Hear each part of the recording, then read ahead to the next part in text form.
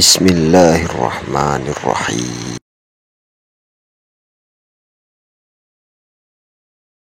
Assalamualaikum warahmatullahi wabarakatuh. Alhamdulillah, selalu kita memuji Allah, Zat yang maha kuat, maha perkasa, maha adil, maha segala-galanya. Juga kita panjatkan salam hormat kita kepada manusia terbaik, manusia yang telah membawa kepada kita hukum halal haramnya Sang Pencipta, dan juga membawakan kepada kita cahaya dari kitab Al-Quran yang merupakan perkataan Sang Pencipta Allah, sehingga kita tahu mana halal dan mana haram. Dan juga tentunya kita akan masuk ke dalam surga dengan mengikuti panduan manusia terbaik ini. Sang Pencipta Allah telah menjadikan mengucapkan salam hormat kepada manusia terbaik ini sebagai ibadah bagi setiap orang beriman. Maka sangat wajar kalau kita selalu mengucapkan salawat dan taslim kepada Nabi besar Muhammad sallallahu alaihi wasallam.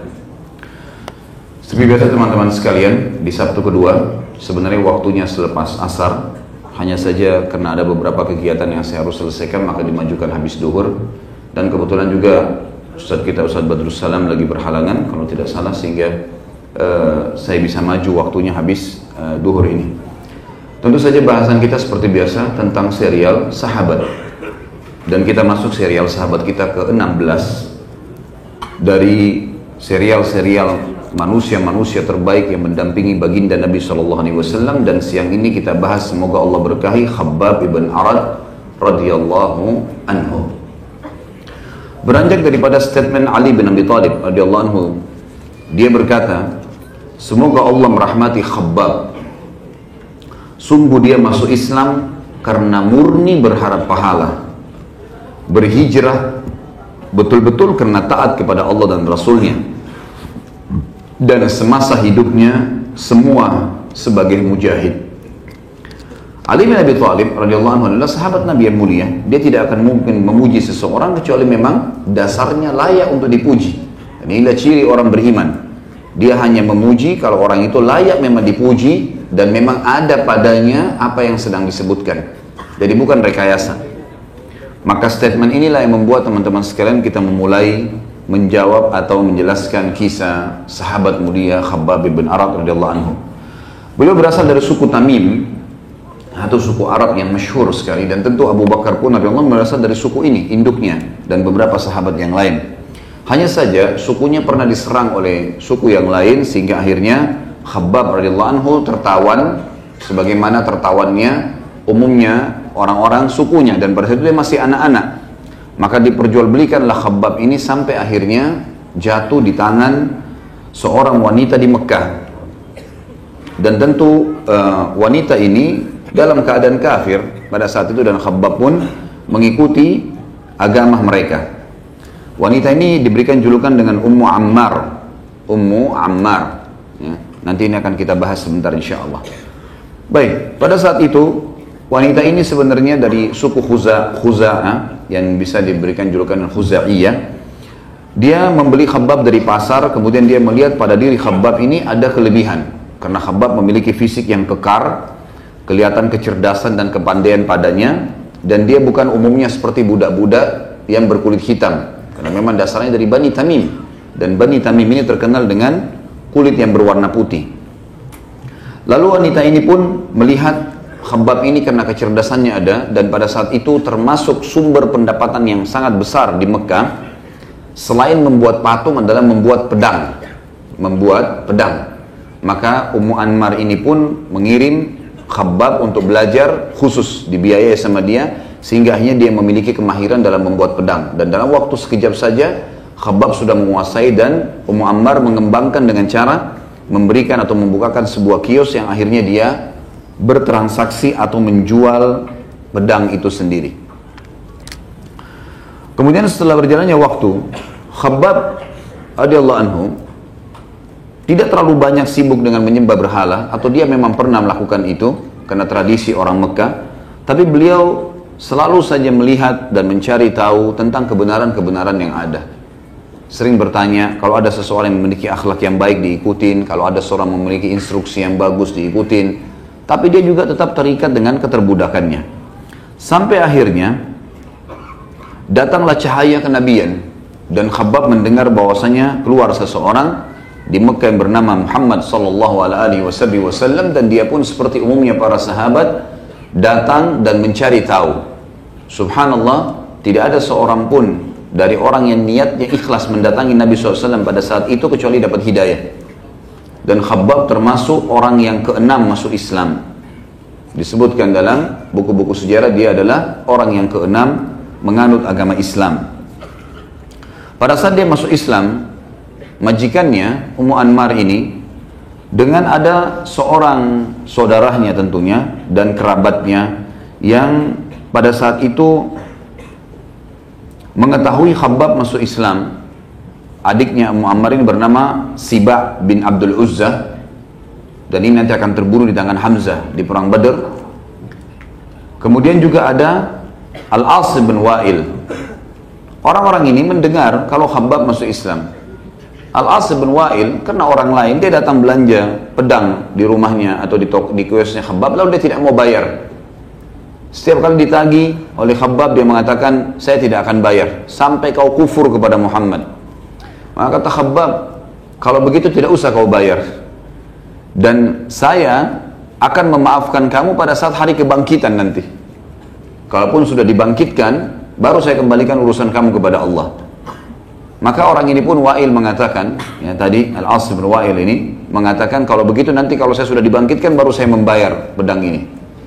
Akhirnya turun firman Allah Subhanahu wa ta'ala, dan ini adalah ayat yang mulia turun khusus untuk kasus Al-As bin Wa'il yang terjadi pembicaraan dengan Khabbab bin Arad. Dan firman Allah ini disebutkan dalam surah Maryam. Bagi teman-teman yang pegang buku tentunya ada di masih halaman pertama 122. Disebutkan a'udzubillahi minasyaitonirrajim, surah Maryam ayat 77, afara'aital ladzi kafara biayatina. Tentu penulis buku hanya mengangkat sampai di situ saja. Tapi ayatnya saya bacakan lengkap. Afara'aital ladzi kafara biayatina wa qala la utayanna malan wa walada.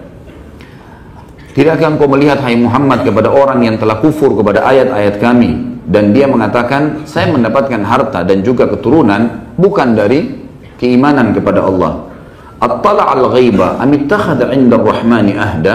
Apakah dia telah melihat sesuatu yang gaib atau dia telah memiliki kesepakatan dengan sang pencipta Allah yang maha penyayang? Kalla, kata Allah, tidak mungkin. Sanaktubu ma yaqulu wa namuddu lahu minal 'adzabi madda. Kami akan catat perkataannya itu yang dia bilang sama Khabbab, saya nggak percaya tuh hari kebangkitan, dan kalaupun saya dibangkitkan nanti baru saya bayar utang ini, saya nggak mau bayar di sini.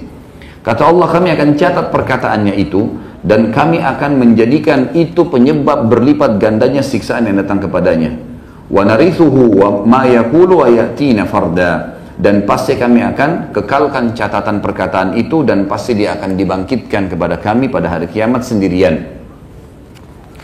Teman-teman sekalian, seperti umumnya kita sudah tahu kisah beberapa sahabat di Mekah. Jangankan seorang budak, orang yang bebas saja disiksa. Dan teman-teman kalau melihat masalah siksa yang ditimpakan kepada para sahabat ini luar biasa gitu. Kalau saya membaca kisah mereka, kita ini jauh sekali di atas sebuah nikmat, sebuah kapal kenikmatan yang tidak ada sama sekali masalahnya. Kadang-kadang seseorang di antara kita hanya karena kehilangan dompet, hanya karena kehilangan HP, hanya karena sedikit punya masalah dalam rumah tangga yang mungkin dia bisa pecahkan, hanya sedikit mungkin dipecat dari tempat kerja, cobaan-cobaan yang datang kepada dia yang sifatnya kecil sekali. Itu sebenarnya teman-teman sekalian kalau dibandingkan dengan bagaimana para sahabat diuji oleh Allah di zaman awal-awal Islam, ayat Al-Quran masih belum lengkap semuanya turun, masih di fase Mekah, yang beriman masih sedikit. Kekuatan orang kafir Quraisy luar biasa. Kita akan dengarkan pada hari ini, dan saya berikan judul Khabbab bin Arad, sang penyabar. Karena luar biasa orang ini sabar dalam siksaan yang ditimpakan kepadanya hanya untuk mempertahankan keimanan. Seseorang di antara kita di zaman sekarang, teman-teman sekalian, hanya diolok oleh temannya saja. Kenapa celanamu jingkrang? Kenapa kamu harus pelihara jenggot? Kenapa kamu harus ke masjid? Olok-olok, kenapa jilbabmu besar? Kenapa kamu begini? Kenapa begitu? Kenapa kamu poligami? Kenapa kamu begini? Kenapa macam-macam? Semua perintah agama dihardik. Maka dengan hardikan sedikit begini saja sudah ditinggalkan agamanya. Sudah merasa kecil, sudah merasa dia yang bersalah. Padahal patokan seorang muslim adalah hukum Allah. Selama kita berada di atas jalannya Allah, siapapun yang benci, siapapun yang terima, tidak penting bagi kita. Berapa banyak pun orang yang terima atau benci tidak penting bagi kita. Yang penting kita berada di jalannya Allah. Dan Allah akan membenarkan kebenaran walaupun cuma satu orang yang mempertahankannya. Sebagaimana Nabi SAW mempertahankan di Mekah sendirian awalnya. Kemudian menyebar menjadi penduduk atau pengikut yang paling banyak di dunia. Dari 7,5 miliar manusia sekarang, hampir setengahnya umat Islam. Akibat daripada kebenaran yang dipertahankan oleh baginda Nabi SAW.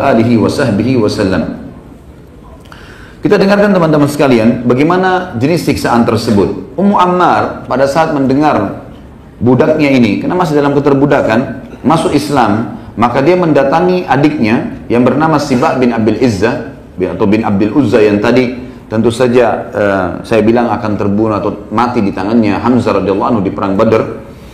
Datang kemudian mengajak beberapa orang dari suku Khuza'ah yang datang khusus untuk menyiksa Khabbab.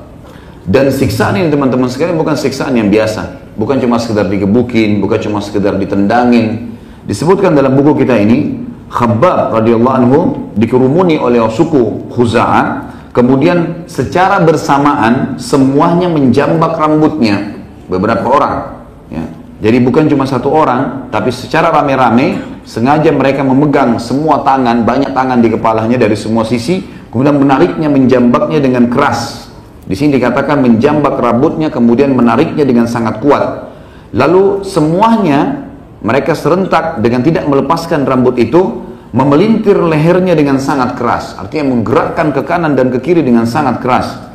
Kemudian yang luar biasa, meletakkannya di atas arang yang panas. Dibakar arang tersebut, ya, kemudian diletakkan di atasnya tanpa diberikan satu lembar kain pun di badannya. Dan mereka meletakkan batu di atas dadanya yang sangat besar di tengah-tengah padang pasir yang panas. Kemudian batu tersebut pun diinjak, ya. Yang lebih luar biasa daripada itu disebutkan juga dalam riwayat yang lain bahwasanya Khabbab radhiyallahu anhu didatangkan di siang hari. Dan ini terjadi setiap hari penyiksaan yang sama, bukan sekali kemudian dilepaskan. Hari ini disiksa yang sama, besok yang sama, lusa yang sama, terus sampai tibanya masa hijrah. Ini kita bayangkan siksaan begini teman-teman, didatangkan di tengah-tengah terik matahari, dan pada saat itu Mekah umumnya mayoritasnya padang pasir, dan kalau puncak musim panas bisa sampai 55 derajat, panas sekali. Kemudian didatangkan di tengah-tengah padang pasir yang pada saat itu matahari dibahasakan di sini bisa melumerkan batu yang padas, ya. Mereka membawa Khabbab ke tengah lapang Mekah, kemudian mereka membuka bajunya dan menggantikan baju tersebut dengan baju besi. Jadi kebetulan di tempat kiosnya Khabbab ini banyak sekali besi-besi yang memang akan dibuat pedang. Maka semuanya besi tersebut mereka kelola, mereka masukin ke bara api yang sedang ada sampai memerah. Ya, biasanya pedang sebelum diketuk supaya rapi biasanya jadi merah, panas, membara api. Dan ini harus direndam di air baru kemudian dia mendingin. Maka dibiarkan semua besi-besi itu panas, baik pedang-pedang yang pernah dibuat ataupun besi-besi yang masih tersisa, lalu semua dibiarkan merah, lalu ditempelkan di badan Khabbab radhiyallahu anhu dalam kondisi membara, merah. Sehingga semua kulitnya belang dan semua ototnya terbakar, sehingga menjadi hitam dari seluruh tubuh. Ditaruh barang-barang ini atau besi-besi ini. Kemudian pada saat itu mereka tidak memberikan air minum sama sekali. Dan pada saat Khabbab sudah terlihat kepayahan, teriak kesakitan, maka mereka meminta agar Khabbab meninggalkan agama Muhammad SAW dan memuji Lat dan Uzzah. Tapi apa yang terjadi teman-teman sekalian? Dalam kondisi kulitnya terbakar, ya, kondisi besi melengket semua membara di tubuhnya dari kepala sampai kakinya, maka Khabbab radhiyallahu anhu tetap mengatakan, saya tidak akan pernah meninggalkan agama ini. Lakukan apapun yang kalian inginkan. Maka setelah melihat penyiksaan yang sangat luar biasa seperti itu, mereka tidak bisa sama sekali melakukan apa-apa. Maka mereka mengambil besi-besi yang panas tadi, dipanaskan kembali pada saat barahnya sudah mulai berkurang.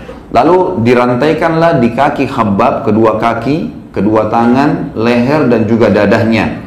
Dan dinyalakan api yang didekatkan dengan besi-besi itu. Jadi selalu menyala. Terus begitu, sepanjang hari. Sampai akhirnya Khabbab radhiyallahu anhu mendatangi Nabi SAW. Pada saat dilepas sudah, dia berusaha berdiri sampai dikatakan jalan sambil merangkak radhiyallahu anhu. Waktu siksaan tiap hari seperti ini. Jadi luka belum sembuh, masih luka bakar, dipasang lagi besi yang panas besoknya. Sama. Hanya permintaannya satu, tinggalkan agamanya Muhammad. Hanya itu saja. Makanya dari teman-teman sekalian, Khabbab bin Arat dalam satu riwayat dikatakan datang kepada baginda Nabi SAW, dan ini disebutkan dalam hadis Bukhari. Dia mengatakan, kami mengadu, kata Khabbab, kami pun mengadu kepada Rasulullah SAW. Ketika itu beliau sedang menggelar kainnya di bawah naungan Ka'bah. Jadi ada jubah Nabi SAW ditaruh di atas kepala, karena panasnya terik matahari, beliau Nabi SAW mendekat dengan Ka'bah. Lagi berdoa kepada Allah. Maka kami pun berkata kepada beliau dengan beberapa orang sahabat yang lain, apakah anda tidak memohon pertolongan untuk kami ya Rasulullah? Apakah anda tidak berdoa untuk kami? Dalam riwayatnya dikatakan tentunya, ya Rasulullah, lihat ini. Khabbab buka bajunya, semua dari kepala, ya tadi tentunya di orang dulu zaman dulu kalau panas pakai tutup kepala. Dibuka semuanya dari kepala, dibuka semua baju bagian dadanya, semuanya kelihatan luka. Tidak ada sisi badan yang tidak kena luka bakar. Mengatakan, ya Rasulullah, lihatlah ini. Apa yang mereka perbuat buat kami ini? Ini cuma karena ajal aja belum datang. Kalau ajal sudah saya mati gitu. Dan bayangkan teman-teman, waktu itu Al-Quran belum lengkap. Beberapa hadis Nabi SAW baru disebutkan. Artinya iman juga itu belum semestinya, belum seperti orang keadaan sekarang. Quran sudah lengkap, sudah banyak bukti-bukti gitu kan. Maka Nabi SAW menjawab apa teman-teman sekalian? Ini di awal Islam perjuangannya luar biasa. Kata beliau dalam hadis Bukhari, qad kana man qablakum yu'khadhu ar-rajulu fayuhfaru lahu fil ard fayaj'alu fiha thumma yu'ta bil minshari fayudha'u ala ra'sihi fayuj'alu nisfaini wa yumshatu bi amshatil hadidi ma duna lahmihi wa 'azmihi ma yasudduhu dhalika 'an dini wallahi la yutimanna Allahu hadzal amr hatta yasira ar-rakibu min San'aa ila Hadramaut fala yakhafu illallah wadh-dhi'ba ala ghanamih. Sesungguhnya ketahuilah, Nabi SAW nasihatin para sahabat waktu itu di awal-awal Islam nih. Sesungguhnya orang-orang sebelum kalian yang sudah beriman juga, salah seorang dari mereka ditangkap, lalu dia ditanamkan di dalam tanah, lalu sebuah gergaji sampai lehernya, tinggal kepalanya sehingga tidak bisa bergerak. Lalu didatangkan sebuah gergaji depan matanya, pedang, diletakkan di ubun-ubunnya sehingga tubuhnya terbelah menjadi dua, diiris pelan-pelan, bagian kepalanya diiris pelan-pelan sampai terbelah dua, gitu kan.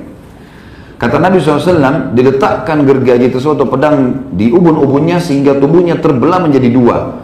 Dia disisir dengan sisir-sisir besi. Ada lagi orang lain disiksa, didudukkan, ditanam sampai lehernya, lalu rambut kepalanya disisir besi yang tajam, sengaja digorak-korek di atas kepalanya sehingga berdarah semuanya.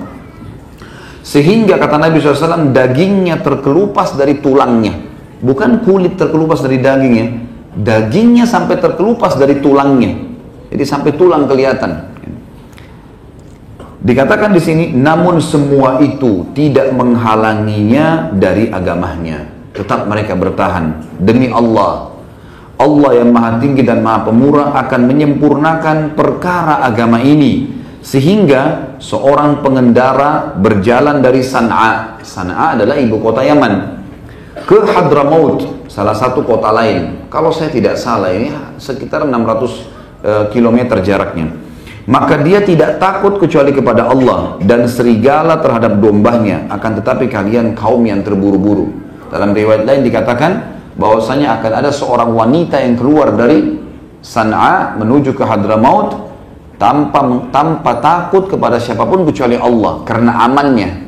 Perlu teman-teman tahu ya, di zaman itu antara San'aa dan Hadramaut, San'aa ibu kota Yaman sekarang, itu terdapat puluhan suku, semuanya perampok. Jadi kalau kita jalan dari San'aa ke Hadramaut, kalau lewat dari suku yang pertama, suku yang kedua sudah menunggu. Puluhan suku, semuanya perampok. Dan perampok pada zaman itu teman-teman, dia mencuri, dia ambil hak kita atau tidak ambil, tetap kasusnya harus membunuh. Tetap harus membunuh. Nabi SAW memberikan contoh itu. Agama ini akan masuk ke seluruh pelosok muka bumi ini, sampai seseorang jalan dari San'aa ke Hadramaut, tidak takut kecuali kepada Allah, atau seseorang tidak takut terhadap gembalanya kecuali dari serigala. Nggak ada pencuri karena amannya gitu.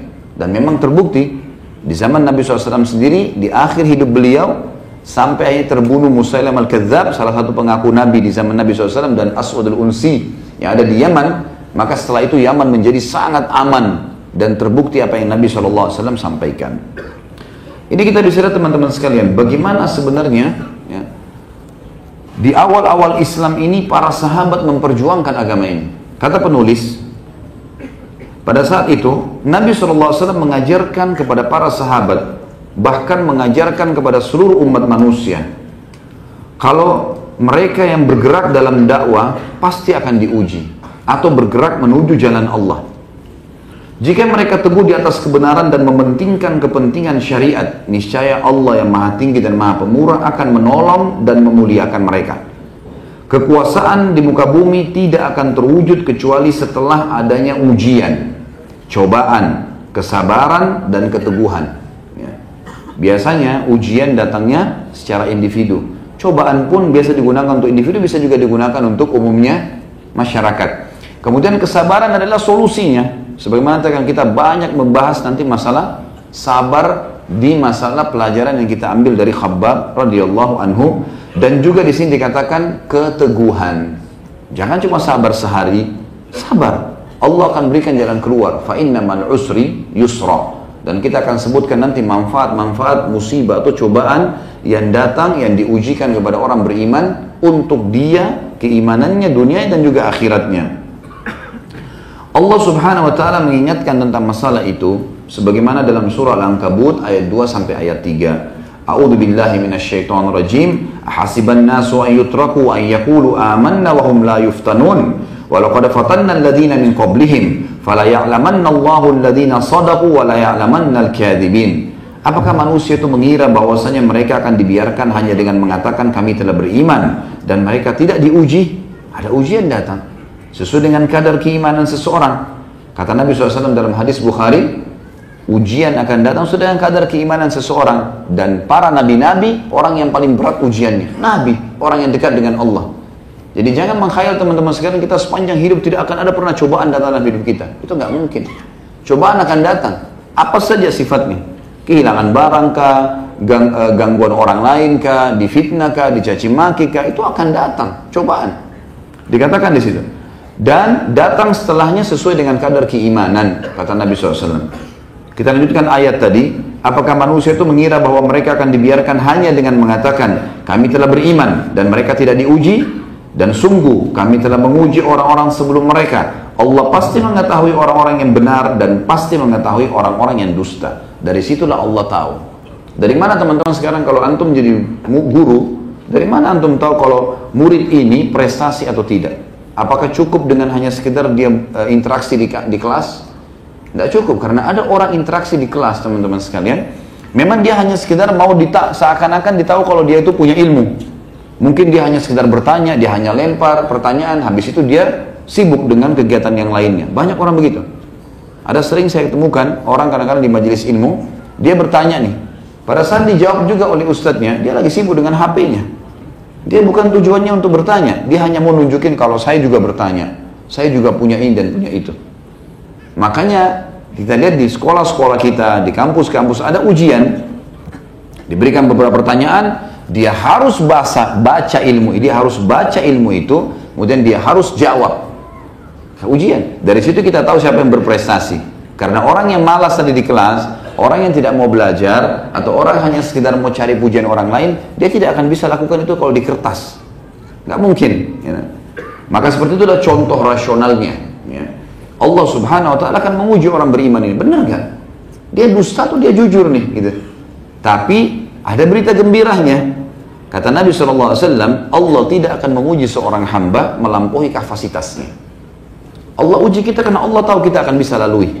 Dan kita akan dapat pelajaran-pelajaran dari cobaan tersebut. Sebagaimana nanti akan kita sebutkan di dalam ad-durus wal ibar, atau pelajaran-pelajaran yang bisa kita ambil dari kasus sahabat yang mulia ini. Juga dalam surah yang lain Allah SWT berfirman, saya baca ini karena penulis mengangkat tentunya, Dan tentunya nanti akan banyak ayat Al-Quran yang saya sebutkan tentang fadilah orang yang sabar setelah menjelaskan definisi sabar itu sendiri. Surah Al-Baqarah 214, Allah berfirman, A'udzu billahi minasyaitonir rajim. Am hasibtum an tadkhulul jannata wa lamma ya'tikum mathalul ladzina khalau min qablikum massathumul ba'sa'u wad-dharra'u wa zulzilu hatta yaqula ar-rasul wal ladzina amanu ma'ah hatta yaqula ar-rasul wal ladzina amanu ma'ahu mata nasrullah ala inna nasrallahi qarib. Ataukah kalian mengira bahwa kalian akan masuk surga? Apakah kalian mengira kalian akan masuk surga? Padahal belum datang kepada kalian cobaan seperti yang dialami orang-orang terdahulu sebelum kalian. Benar nggak ini konsisten? Gitu. Mereka ditimpa kemelaratan, ya. Penderitaan, kadang-kadang kehabisan makanan, kadang-kadang penderitaan, mungkin sakit, mungkin gangguan orang, mungkin tidak sukses pada saat baru memulai usaha, ada penderitaan. Dan digoncang dengan berbagai cobaan sehingga Rasul dan orang-orang yang beriman bersamanya, Nabi SAW dan para sahabat pun berkata, kapankah datangnya pertolongan Allah? Karena orang kalau lagi ada masalah sumpek sekali, kapan nih datang jalan keluarnya? Udah, jalanin dulu. Nanti akan kita sebutkan teman-teman, insya Allah antum tidak bubar dari majelis ini kecuali antum sudah akan menjadikan sabar sebagai senjata, sebagai pegangan, sebagai pakaian, sebagai bekal makanan. Sabar kalau ada dalam hidup kita teman-teman lebih penting daripada antum makan makanan pada saat kita sedang lapar. Karena sabar bisa membuat kita bisa menahan lapar itu. Dan akan banyak hal yang kita jelaskan nanti. Ini ayat Al-Quran mengatakan, dan diguncang dengan berbagai cobaan sehingga Rasul dan orang-orang yang beriman berkata, kapankah datangnya pertolongan Allah? Ingatlah, sesungguhnya pertolongan Allah itu sangat dekat. Tiba masa hijrah teman-teman sekalian. Baginda Nabi SAW melihat kaum muslimin sudah tersiksa di Mekah. Tidak ada lagi jalan keluar. Ada sahabat yang mati terbunuh. Seperti sudah pernah saya berikan gambaran Ammar ibn Yasir, ayahnya Yasir namanya radhiyallahu anhu ajma'in, dan istrinya Yasir atau ibunya Ammar namanya Sumayyah, mati syahid dibunuh oleh Abu Jahal. Sumayyah bahkan dalam sebuah athar disebutkan lagi hamil ditusuk perutnya, gitu kan. Perempuan tapi bersabar. Dan dia cuma mengatakan, ya saya mau kembali ke agama saya, nggak jadi dibunuh. Tapi mereka sabar. Yasir mau bela istrinya juga ditebas dengan pedang, mati. Ammar radhiyallahu anhu 9 tahun waktu itu umurnya, tetap kokoh dengan agama Allah. Walaupun diinjak wajahnya oleh Abu Jahal. Tapi ada memang kalimat yang dia sempat ucapkan. Waktu dia sudah kesakitan, Abu Jahal mengatakan, saya tidak akan lepaskan kau Ammar, dan saya tidak mau bunuh kau seperti kedua orang tuamu dengan sangat mudah. Saya akan pelan-pelan menguliti tubuhmu, saya akan siksa kamu begini dan begitu. Kalau kau mau selamat, ucapkan saya kufur kepada Muhammad. Maka Ammar sempat mengucapkan, radhiyallahu anhu, saya kufur kepada Muhammad. Abu Jahal tidak puas. Lewat seekor unta lalu dikatakan, saya tidak puas sampai kau katakan unta ini Tuhanku. Maka Ammar mengatakan unta ini Tuhanku. Lalu sama Abu Jahal dilepasin. 9 tahun umur orang ini, di awal-awal Islam teman-teman. Saya nggak tahu terus terang, kalau kita hidup di zaman itu apakah kita bisa bertahan atau tidak. Luar biasa keimanan mereka. Maka Ammar 9 tahun datang ke Nabi SAW lalu berkata, ya Rasulullah, kejadiannya begini. Orang tua saya dibunuh, ditusuk, dan seterusnya. Kemudian saya juga disiksa, maka saya terpaksa mengucapkan kufur kepada anda, mengucapkan unta sebagai Tuhan saya. Apakah saya berdosa kufur sekarang kepadamu, kepada anda, kepada Allah dan kepada anda? Kata Nabi SAW, wahai Ammar, telah turun firman Allah, ya, illa man ukriha wa qalbu mutmainnun bil iman. Itu tidak termasuk kamu di dalamnya, kecuali orang-orang, kata Allah, tidak masuk kufur, yang dipaksa kufur dan hatinya tetap tenteram dengan keimanan. Allah turunkan ayat ini untuk kamu. Lalu kemudian kata Nabi SAW, wahai Ammar, kalau besok kau dipaksa lagi, ucapkan. Yang penting hatimu tidak. Karena sudah tidak ada, waktu itu keadaan luar biasa. Khabbab bin Arad tiap hari disiksa, Bilal tiap hari disiksa, semuanya disiksa. Ya. Yang tidak kena siksaan pada saat itu secara langsung fisik adalah Abu Bakar radhiyallahu anhu. Ya. Tapi yang lainnya luar biasa, gitu kan? Orang-orang yang punya tokoh masyarakat disiksa, dipukul, terutama budak-budak dan hamba sahaya. Dan kita sudah tahu kisah tentu di Sirah Nabawiyah, kalau baginda Nabi SAW pun disiksa sampai beliau pernah sholat dan dituangkan kotoran unta di atas tubuhnya, gitu kan? Dan beliau tidak mengangkat sujudnya sampai Fatimah radhiyallahu anha datang dan membersihkan kotoran tersebut, gitu kan? Ini contoh-contoh saja. Kita akan masuk teman-teman sekalian ke masalah akhirnya Nabi SAW menyuruh para sahabat untuk hijrah. Dan terjadi hijrah 2 kali ke Habasyah dan juga hijrah ke Madinah. Puncaknya ke Madinah. Habasyah tentu di sana ada seorang raja, Najasyi, berjulukan Najasyi, seorang yang terkenal pendeta Nasrani yang pada saat itu memang lagi menunggu masa kenabian, yang akhirnya masuk Islam di tangan Ja'far bin Abi Thalib radhiyallahu anhu, yang hijrah ke sana. Dari 153 orang sahabat, termasuk Nabi SAW di sini 153, berarti sahabat 152 orang yang sudah masuk Islam selama 13 tahun di Mekah ini. Waktu itu 83 orang hijrah ke Habasyah. Dan ada di antara mereka yang sempat kembali lalu kemudian hijrah kembali 2 kali ke Habasyah itu.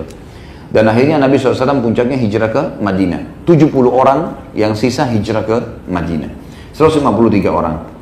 Khabbab bin Arad mengikuti hijrah Nabi SAW yang ke Madinah. Dan pada saat itu hukumnya wajib hijrah ke Madinah. Wajib hijrah ke Madinah. Khabbab bin Arad pada saat mau hijrah secara sembunyi-sembunyi sempat mendoakan Ummu Ammar tadi, tuannya, ya, agar dihukum oleh Allah. Dan Allah berikan kekuasaan dan dengan kemahaperkasaannya menghukum orang ini, karena bagaimana dia disiksa gitu. Maka Ummu Ammar pun ditimpa penyakit pada saat Khabbab berdoa kepada Allah, kepalanya kesakitan dan seluruh tubuhnya kesakitan. Berusaha diobatin dengan obat apapun, dan Ummu Ammar ini orang kaya, dibiaya sana sini tidak bisa sembuh. Terakhir ditemukan cara satu-satunya untuk menghilangkan sakitnya, dan itu pun cuma sementara. Dia harus menempelkan atau ditempelkan di tubuhnya besi-besi yang panas, dan itu yang harus masih membara, disentuhkan, biasa dibahasakan dengan kai, ya. Itu disentuhkan baru dia bisa merasakan hilang sakitnya, itu pun cuma sementara, beberapa saat sakit lagi terus begitu sampai Ummu Ammar meninggal gara-gara kasus seperti itu. Khabbab bin Arad berhasil hijrah di Madinah. Kemudian pada saat hijrah di Madinah dia mulai baru merasakan sebagai orang yang bebas, karena sudah bebas dari keterbudakan, dan juga akhirnya mulai hidup bersama dengan muslimin, dengan persaudaraan, dengan perhatian, dengan sambutan, gitu kan, dengan pengorbanan semua ini. Maka Khabbab pun ikut dengan peperangan Nabi SAW, ikut di Badr, ikut di Uhud, dan di Uhud beliau bersyukur kepada Allah dan sujud syukur di medan perang karena melihat salah satu yang telah menyiksa dia, Siba bin Abdul Uzza, yang terbunuh di tangan Hamzah radhiyallahu anhu. Tentu ini yang ditulis atau diangkat oleh penulis kurang lebih gambaran tentang masalah Khabbab bin Arad, dan tidak banyak dinukil oleh penulis tentang pribadi-pribadi tambahan atau pengorbanan yang lain. Termasuk saya tidak temukan secara pribadi tentunya, ya, mungkin keterbatasan ilmu saya, tentang Khabbab menikah dengan siapa anak-anaknya, berapa orang. Tapi ada gelar yang disebutkan oleh beberapa sahabat dengan Ummu Abdillah. Sahabat menikah dan memiliki anak, namanya Abdullah yang pertama, sehingga dipanggil Abu Abdillah. Kita akan masuk sekarang teman-teman sekalian ke manaqibnya. Tentu nanti kita akan bahas juga pada saat beliau meninggal, ya, itu di umur 74 tahun. Nanti akan saya hubungkan dengan manaqib ini. Yang pertama, manaqib itu tentunya kelebihannya, fadilahnya beliau, kedudukannya dalam Islam. Beliau adalah orang ke-6 yang masuk dalam Islam, dan ini sebuah fadilah. Dan dia dianggap orang ke-6 masuk Islam tanpa keraguan. Begitu dengar langsung syahadat. Makanya tadi statement Ali bin Abi Thalib yang jelas menekankan tentang kebenaran perkataan itu. Kemudian yang kedua adalah dia disiksa dan sahabat dalam siksaan selama dalam hidup di Mekah, dan ini bisa dihitung tahunan. Bagi teman-teman yang mau baca tentang kisah itu, tentunya dalam buku kita ada halaman 123 dan 124 tentang masalah siksaan-siksaan yang tertimpa kepada Khabbab radhiyallahu anhu, dan sudah saya jelaskan tadi di antaranya. Yang ketiga, fadilahnya adalah beliau mustajab doa. Dikenal di kalangan para sahabat, Khabbab kalau berdoa diterima oleh Allah. Di antara contoh adalah doa kepada Ummu Ammar tadi, disebutkan di halaman 127 dalam buku kita ini. Kemudian yang keempat, dia diberikan umur yang panjang, dan dia hidup sampai di akhir kekuasaan Ali radhiyallahu anhu atau Khulafaur Rasyidin, dan dia meninggal di umur 74 tahun, serta yang mensolati dia Ali radhiyallahu anhu secara langsung, dan Ali mengeluarkan statement tadi yang saya bilang. Pada saat meninggal, Ali mengatakan, semoga Allah merahmati Khabbab. Sungguh dia masuk Islam karena betul-betul berharap pahala, berhijrah karena taat kepada Allah dan Rasulnya, dan hidup sebagai seorang mujahid. Karena semua peperangan Nabi SAW dihadiri oleh Khabbab, dan juga zaman Abu Bakar, zaman Umar, zaman Uthman, semuanya dihadiri oleh dia. Dan Khabbab termasuk orang yang menghindar dari fitnah yang terjadi di zaman Ali radhiyallahu anhum ajma'in. Dan Allah karunia dia umur yang panjang sampai 74 tahun tentunya. Kemudian juga yang kelima, dan ini poin terakhir dalam masalah fadilah beliau, masalah beliau orangnya terkenal dengan kezuhudannya. Dan ini disebutkan di halaman 128 tentunya bagi teman-teman yang membacanya. Ditulis oleh penulis saatnya untuk berpisah. Dan disebutkan di situ beberapa perilaku yang menunjukkan kezuhudan Khabbab radhiyallahu anhu. Di antaranya, Khabbab pernah datang kepada Amir Mu'minin Umar bin Khattab radhiyallahu anhu, maka Umar mendudukkannya di tempat duduknya. Maka Umar berkata, di muka bumi ini tidak seorang pun yang paling berhak untuk duduk di sana daripada orang ini selain satu orang. Maksudnya, waktu Khabbab duduk di sebelahnya Umar, maka Umar mengatakan tidak ada orang paling layak duduk di sini kecuali orang ini dan ada satu orang lagi. Kalau satu orang itu ada, maka berarti dia lebih berhak daripada orang ini. Khabbab di sini duduk. Maka Umar bilang ada satu orang lagi, tapi kalau orang itu tidak ada, maka berarti dia yang paling berhak duduk di sebelah saya. Makna kalimat ini adalah, kalau Umar bilang kalau saya mati, yang menggantikan saya sebenarnya orang ini yang paling layak. Sampai ulama mengatakan ini termasuk fadilah khusus. Artinya Umar mau menunjuk Khabbab sebagai khalifah. Khabbab sempat berkata, siapa orang yang satu itu wahai Amir Mu'minin, yang anda anggap lebih layak daripada saya? Kata Umar, Bilal. Maka Khabbab berkata, dia tidak lebih berhak daripada aku. Di antara orang-orang musyrikin ada orang-orang di mana Allah melindungi Bilal dengan mereka. Jadi waktu Bilal dipukul oleh tuan-tuannya, oleh banyak majikannya di Mekah, maka masih ada orang-orang yang menolongnya, termasuk Abu Bakar datang menebusnya gitu. Sementara sebaliknya aku, tidak ada satupun orang yang melindungiku. Aku masih ingat pada suatu hari mereka menangkapku lalu menyalakan api dan memanggangku di atasnya. Lalu seorang laki-laki dari mereka menginjakkan kakinya di dadaku. Aku tidak melindungi diriku dari tanah, atau dia berkata panasnya bumi, kecuali dengan punggungku. Lalu Khabbab membuka punggungnya yang memutih terbakar. Itu yang disebutkan dalam At-Tabaqat karyanya Ibnu Sa'ad. Ada riwayat yang lain menjelaskan tentang perkataan pada saat itu Umar bin Khattab berkata kepada Khabbab di zaman khilafah. Jadi Umar radhiyallahu anhu ini punya tradisi teman-teman. Dia kalau sudah selesai habis sholat, sudah selesai masalah zikir sholat, beliau sering duduk lalu beliau mengatakan, beliau menunggu. Ada nggak orang yang punya kisah-kisah unik berhubungan dengan masalah keimanan? Dan banyak tentu kisah-kisah berhubungan dengan masalah itu. Di antaranya, satu waktu dia pernah duduk, ada Khabbab. Lalu Umar berkata, wahai Khabbab, bisa nggak engkau ceritakan kepada kami bagaimana dulu bentuk siksaan yang ditimpakan kepadamu? Karena kami dengar dulu kamu luar biasa disiksa. Tapi Umar tidak pernah ikut-ikutan menyiksa pada saat di Mekah tentunya. Dia hanya bertanya. Maka pada saat itu Khabbab pun dalam riwayat ini dikatakan membuka bajunya. Dan ditemukan ada lubang yang sangat dalam, luka bakar dan lubang ke dalam itu dari sebelah tulang ekornya sisi kanan. Dari leher sampai ke tulang ekor belakangnya. Dibuka semua. Lubang dalam berwarna hitam. Luka. Maka waktu Umar melihat dan luka itu kelihatan ya, merah dan hitam dan kemerah-merahan. Dalam arti kata sudah tidak bisa diperbaikin lagi kayak kita kalau kena luka bakar gitu kan, luka. Maka Umar menangis dan menanyakan, beberapa sahabat sempat menangis yang ada di sekitar Umar. Lalu berkata, wahai Khabbab, apa mereka lakukan dengan kau? Kata Khabbab, ya Amir Mu'minin, demi Allah, mereka mendatangkan batu-batu tajam yang sudah dipanaskan. Batu-batu itu sengaja ditaruh di dalam api sampai batu itu sangat panas. Lalu mereka batu-batu itu besar, ditancapkan di tanah sehingga jadi kokoh dan ujungnya yang runcing itu kelihatan. Kemudian mereka rame-rame menarik badanku, tangan kanan, tangan kiri, kaki kanan, kaki kiri, diletakkan di atas batu-batu tajam itu, lalu diseret di atas batu-batu itu sejauh mata memandang, sehingga jadilah lubang ini di tubuhku. Ini satu hal yang luar biasa ini. Dan ini teman-teman menandakan kezuhudan seseorang. Dalam arti kata memang zuhud ini memang akhiratnya sudah mengalahkan dunianya. Apapun siksaan yang datang dia tidak pedulikan lagi. Dia tidak pedulikan lagi. Dan ini subhanallah, Allah memberikan pelajaran kepada kita teman-teman pada hari ini. Saya juga pada saat membaca kisah ini saya melihat sebelumnya belum pernah saya sebutkan tentang masalah sabar.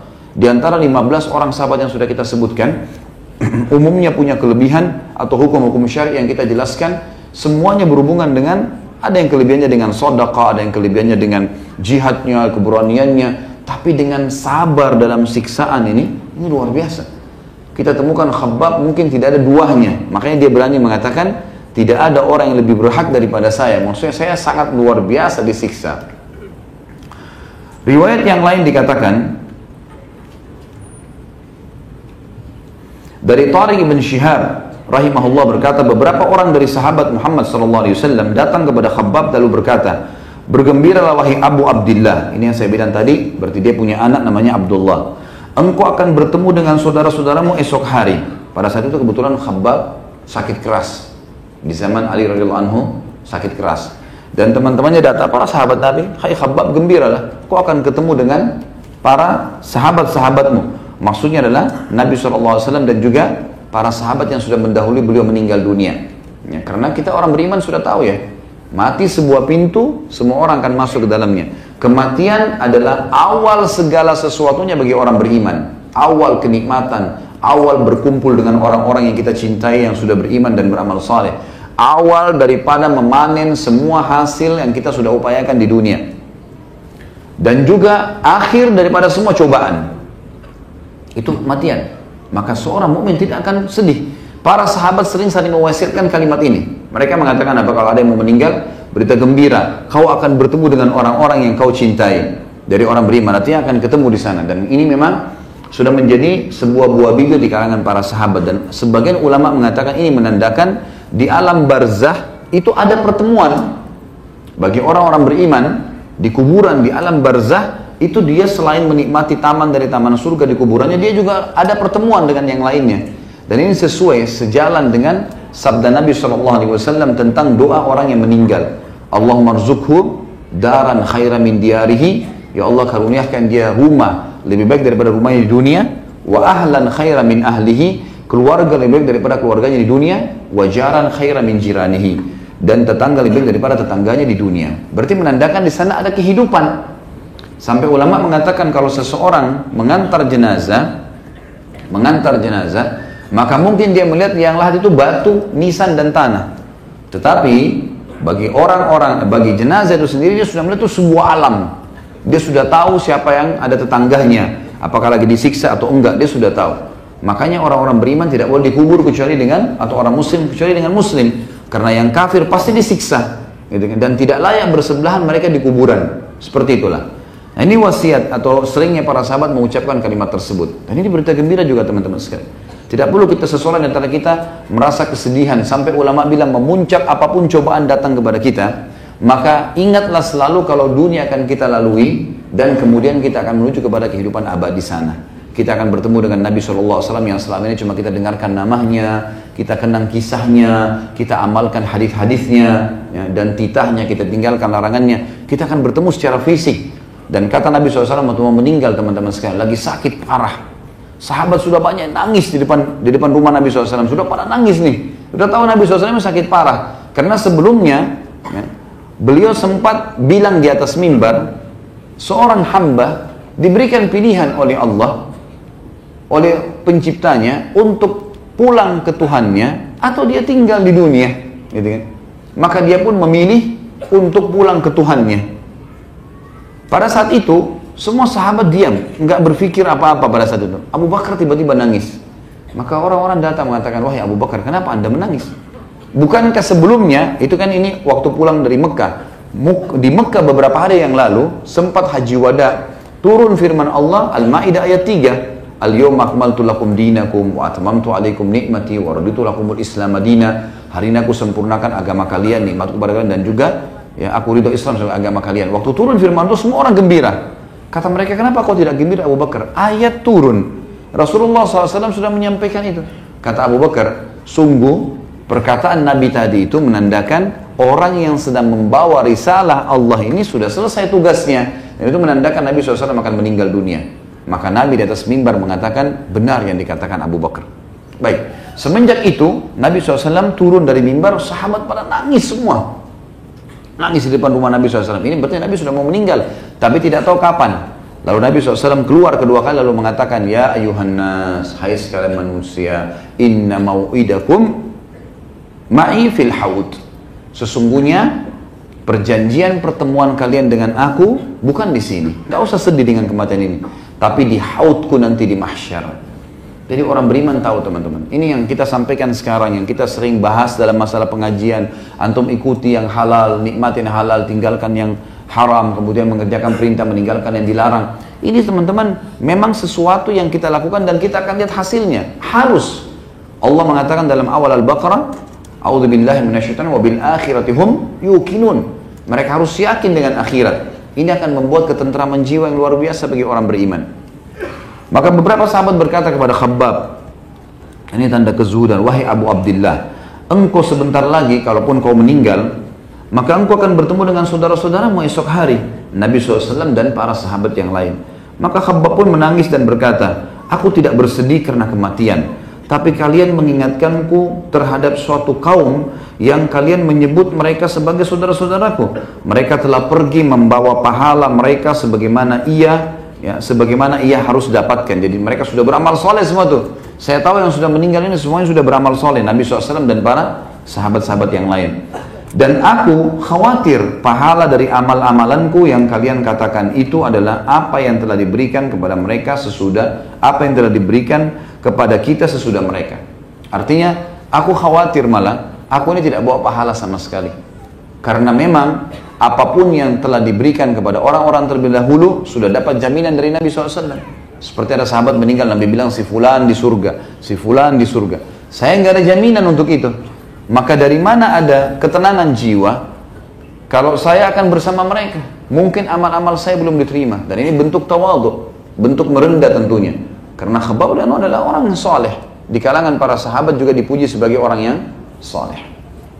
Kemudian riwayat yang lain juga dikatakan Abu Wa'il Syarik bin Salamah rahimahullah berkata, kami menjenguk Khabbab ketika dia sedang sakit, salah satu tokoh tabi'in. Lalu dia berkata, Khabbab berkata kepada kami, di dalam kotak itu ada 80.000 dirham.